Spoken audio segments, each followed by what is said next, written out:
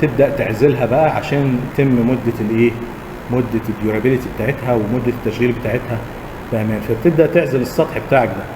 عندك تاثير الاحتكاك، ممكن نتيجه العربيات مثلا على سطح المطارات مثلا، طول ما الطياره نازله والطياره طالعه الكاوتشات دي بتحتك بالخرسانه دي، وممكن مع نتيجه الاحتكاك دي تلاقي السطح برق نتيجه الاحتكاك ده. بيبقى في عوازل نتيجه البري او كده، فلازم نعمل طبقه عزل للبري او الاحتكاك ده.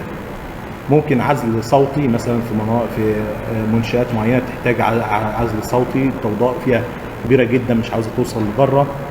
ممكن عزل حراره، مش عاوز الحراره مثلا بره عاليه او الحراره جوه عاليه. عزل من الميه والرطوبه،